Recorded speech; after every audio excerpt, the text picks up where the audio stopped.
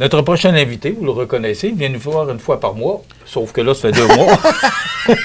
Commence pas! Ça commence bien notre entrevue. Bernard Généreux, notre député fédéral du comté, bonjour. Bon matin. Comment ça va? Ça va très bien, toi? Oui.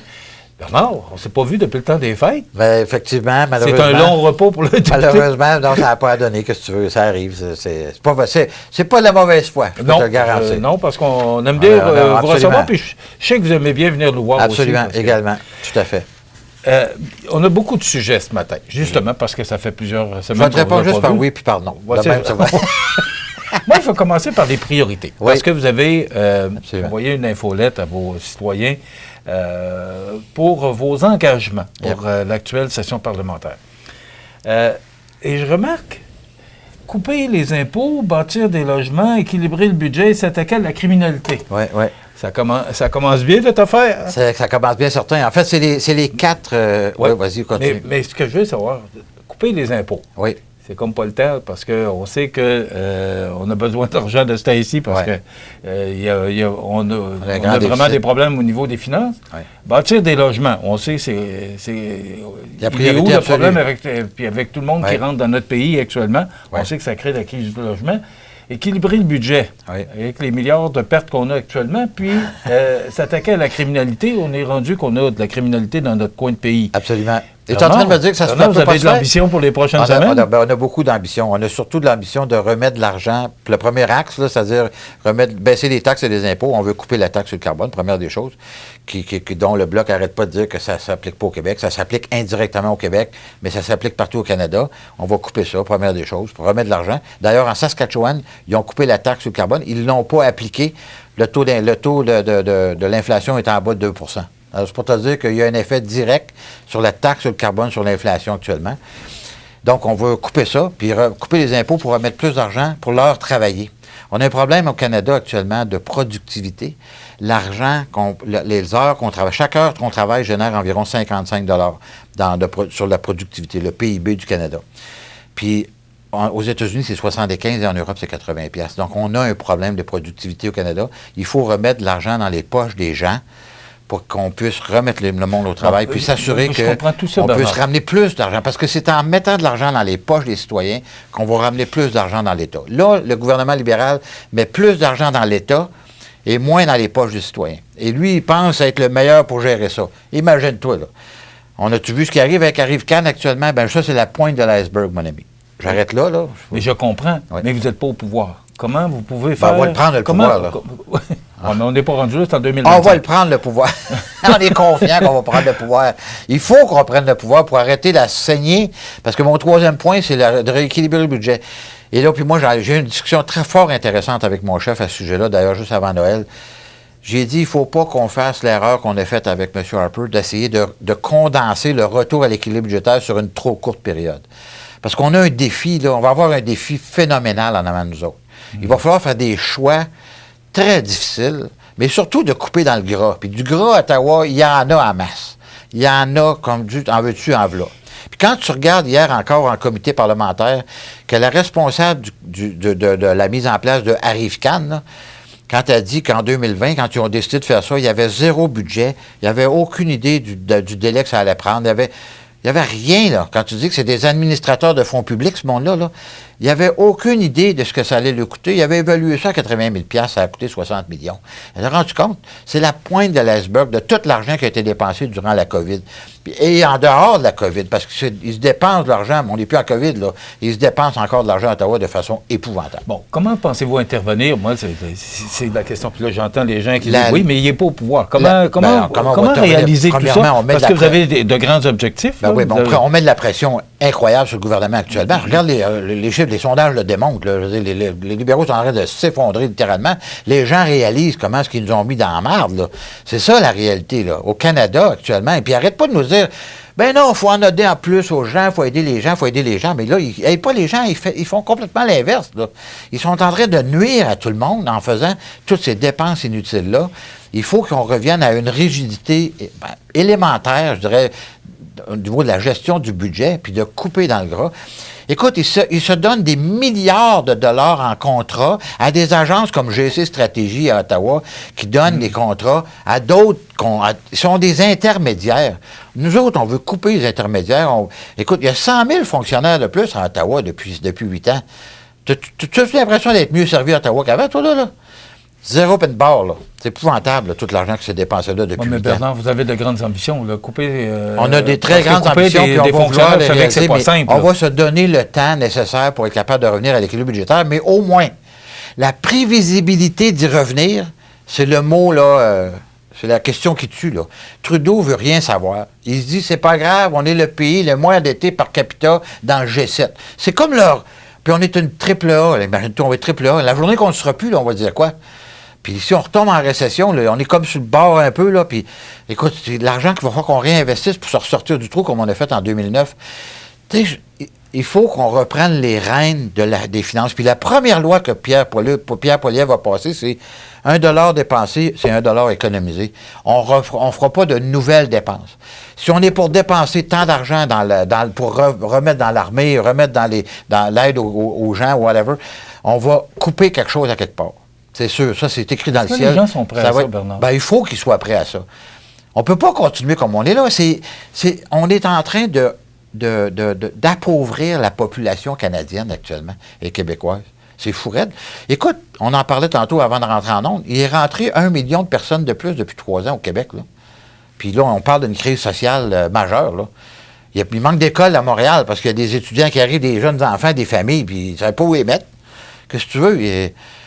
Puis on n'a pas non plus de comment je pourrais dire ça, de politique pour faire en sorte que ces gens-là, au lieu de rester tout à Montréal, qui s'en viennent dans nos régions, on est en train d'appauvrir nos régions parce que les villes de Montréal, puis de Toronto, puis de Vancouver sont en train d'exploser. Puis on manque de logements partout. C'est bâtir des maisons, c'est une autre affaire. Et là, il vient de s'annoncer une belle nouvelle à Rivière-du-Loup hier. Là. Il va se construire une centaine de logements. Là. Mais ça prend une éternité avant d'avoir des permis. Ça prend une éternité. C'est plus la bureaucratie épouvantable qui existe autour de tout ça. Il faut faire un grand ménage, là, tu comprends-tu? Puis c'est ça qu'on va faire quand on va arriver. Mais quand vous allez vous présenter, justement, je vois déjà venir votre thème là, pour les prochaines élections. Le gros bon sens. Ouais. Il a déjà trouvé. Mais est-ce que les gens vont être prêts à... Tu sais, quand le bar est ouvert, là, puis que on ferme le bar, là, c'est toujours difficile.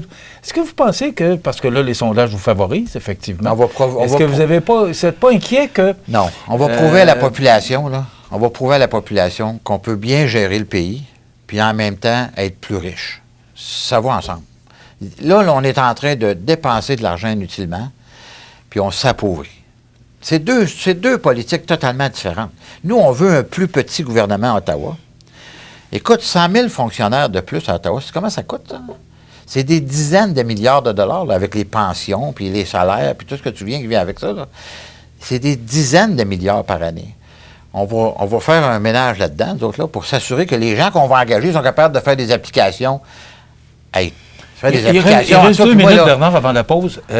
Tout ça, là, c'est... Bon, les prochaines élections, c'est 26? Non, c'est octobre 2025. C'est dans un an et demi exactement. OK. Puis, mais d'ici là, le Parti conservateur du Canada va faire quoi?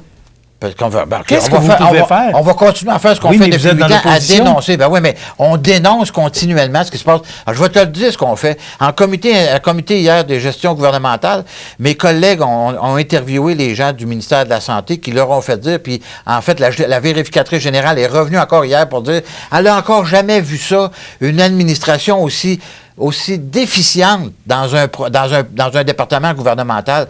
On est en train de mettre à jour les scandales. On n'arrête pas de faire des scandales chez les libéraux depuis 8 ans. On a mis ça en tête. Là, on est en train littéralement de rentrer dans la tête du monde que c'est le temps qu'on change ce gouvernement-là. C'est ça qu'on fait depuis 8 ans, c'est ça qu'on va continuer à faire jusqu'à la dernière minute. Ça n'a pas de bon sens ce qui se passe à Ottawa. Il faut qu'on mette ça dehors, ce gouvernement-là, sur la presse. On va faire une pause? Oui, parce que là, ma pression commence à monter. C'est ça, parce que je suis toujours responsable de faire augmenter sa pression tout le fait qu'il vient ici. Mais on va parler des priorités du comté après la pause. Puis le Bloc québécois, c'est un parking. On n'a pas un parking. On a besoin du monde qui vont prendre des décisions à Ottawa. On s'arrête. Alors, on a pris sa pression, tout est correct, tout va bien. Maintenant, les priorités, Bernard, pour votre comté, oui, parce que vous les avez affichées bien ouvertement dans votre infolette. Apporter une amélioration de la productivité de nos entreprises manufacturières en allant chercher plus d'investissements auprès de DEC Canada, par exemple. Oui.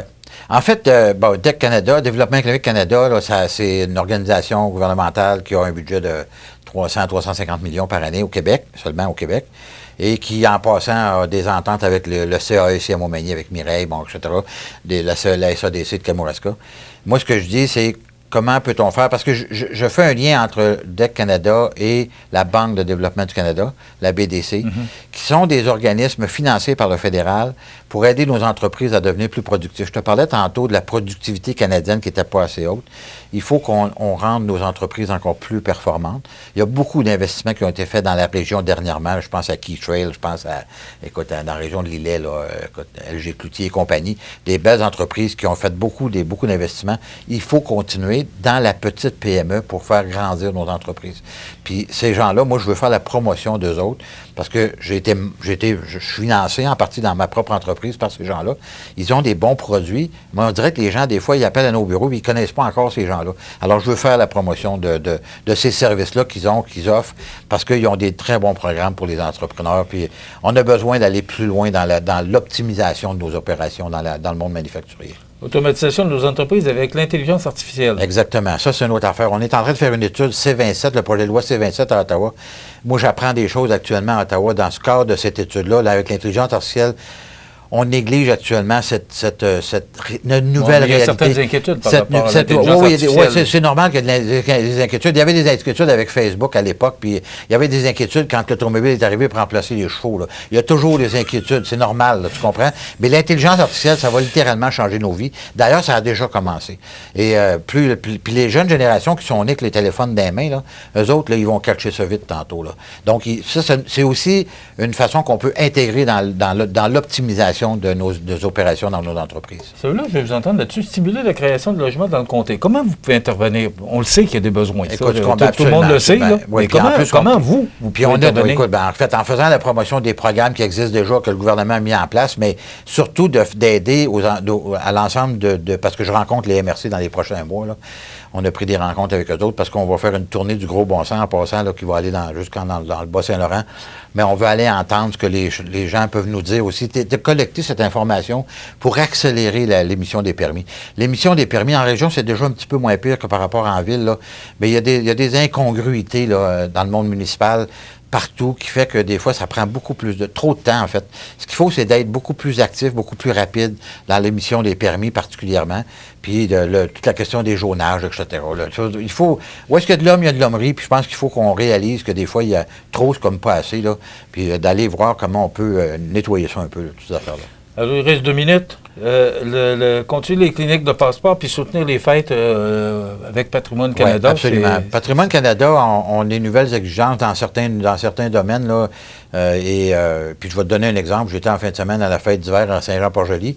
La Biennale de sculpture ne sera plus commanditée parce que il faut que ton événement ait lieu à tous les 2 ans, mais à cause de la pandémie, il n'y en a pas eu. Alors, malheureusement, là, c'est comme s'il repartait à zéro. Ben, j'ai dit, regarde un peu, envoie-moi une lettre, puis je vais l'envoyer, puis je vais parler au ministre pour dire que ça n'a pas de bon sens. C'est pas de la faute de l'organisation s'ils n'ont pas pu en tenir. Alors, ils devraient tenir ce critère-là pour s'assurer qu'on va continuer à avoir de l'argent. Puis, encore une fois, on a besoin de faire la promotion. Comme moi, comme député, je sens d'avoir fait auprès des organisations, des fêtes et festivals, parce que, puis même auprès des municipalités, quand ils font des anniversaires, cet argent-là est là pour nous autres. Ces programmes-là existent. Si on ne l'apprend pas, ils vont aller ailleurs. Moi, c'est comme depuis longtemps que je fais ça, puis je vais continuer à le faire encore. Les cliniques de passeport reviennent en avril aussi. OK. C'est 2 fois par année? C'est 2 fois par année, oui. Avril et septembre, octobre, oui. OK. Puis ça fonctionne toujours? Ah, écoute, on a un record cette année, un record là, l'automne dernier, c'était un record. À Montmagny particulièrement, où est-ce qu'on était à l'espace citoyen, là, c'était fantastique, l'endroit idéal pour faire ça. Bernard, c'est toujours un plaisir de vous recevoir. Merci. C'est jamais assez long. Puis on va essayer de vous réinviter pour parler d'Arrive-Can. Oui, c'est un sujet très important, effectivement. Merci beaucoup, Bernard. Merci. Bernard Généreux, notre député fédéral dans le comté.